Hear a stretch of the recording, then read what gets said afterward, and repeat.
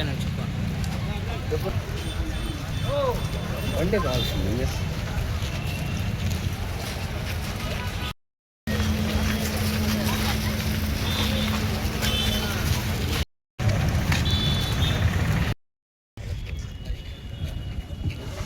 Sir వేదికను అలంకరించిన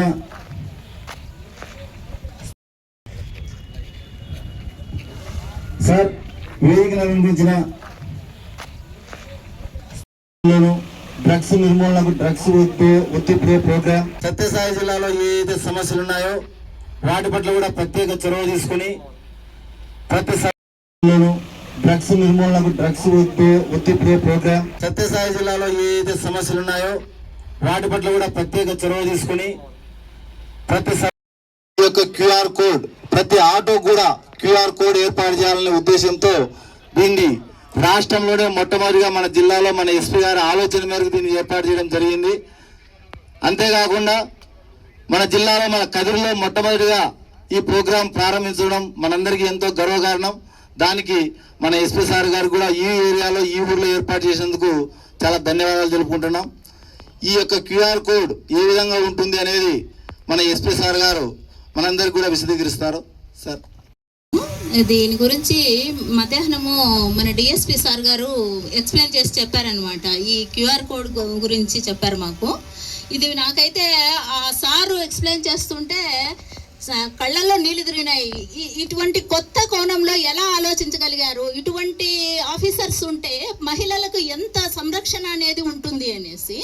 ఇది మహిళల సంరక్షణ కోసము కొత్తగా ఈ వినూత్న పద్ధతిలో ఈ విధంగా ఆలోచించడం అనేది మన సత్యసాయి జిల్లాకు చాలా గర్వకారణమైన విషయము.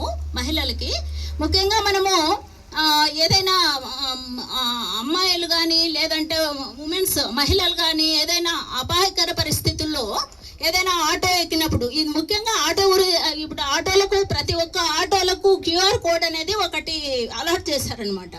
ఇప్పుడు మనము వెళ్తుంటాము, ఆ లైవ్ ట్రాక్ మనకు సంబంధించిన వాళ్ళకి ఏదైనా అపాయకరము అని మనకు అనిపిస్తే అప్పుడు అటువంటి ఎక్కడ మనం లైవ్ ట్రాక్ అనేది మనకు కావలసిన వాళ్ళకు, అంటే మన పేరెంట్స్ కానీ మన సంబంధిత పోలీస్ స్టేషన్ కానీ మన అధికారులకు పోలీసు అధికారులకు కానీ వెంటనే ఇన్ఫార్మ్ చేయొచ్చు అనమాట. దీనివల్ల ప్రతి ఉమెన్ కూడా సంరక్షించబడుతుంది ఏదైనా అపాయకర పరిస్థితుల్లో ఉంటేనే. నాకు 100% దీనిపైన చాలా నమ్మకం కలిగింది.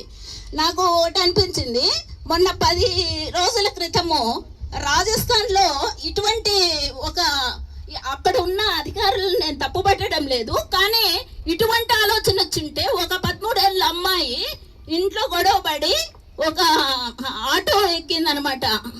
అన్నయ్య నన్ను ఒక సేఫ్టీ ప్రదేశానికి తీసుకెళ్ళు, నేను ఇంట్లో గొడవ పడొచ్చాను అని. అతను నమ్మకంగా తీసుకెళ్తానని చెప్పి ఒక హోటల్లో అమ్మేశాడు అమ్మాయిని. ఆ అమ్మాయిని ఆ హోటల్ కాకుండా మళ్ళీ ఆ హోటల్ వాళ్ళు 2-3 హోటల్స్కి అమ్మేశారు. ఆ విధంగా ఒక 32 మంది అబ్బాయిల చేత ఆ అమ్మాయి లైంగిక దాడికి గురైంది. సో ఇటువంటి ట్రాక్స్ అనేటివి ఆ అమ్మాయికి తెలుసుకుంటే ఆ అమ్మాయి రక్షించబడి ఉండేది అప్పట్లో. కాబట్టి ఇది ఎలా ఉంటుంది అంటే మనము మన ఇంట్లో ఉండే మహిళలకి ఒక అవగాహన అనేది కల్పించాలా.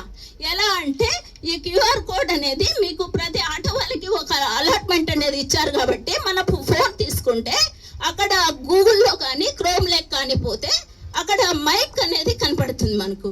ఆ పక్కనే ఇదేంటి ఫోటో కెమెరా కనిపిస్తుంది. ఆ కెమెరాను మనము సంబంధిత ఆటోకు సంబంధించి మనం ఏ ఆటో అయితే ఎక్కుతామో అక్కడ మనకు డౌట్ అనిపించినప్పుడు ఊరికే అనవసరంగా పోలీసు వాళ్ళకి ఫోన్ చేయడం అలా చేయకూడదు. మనకేదైనా డౌట్ అనిపించినప్పుడు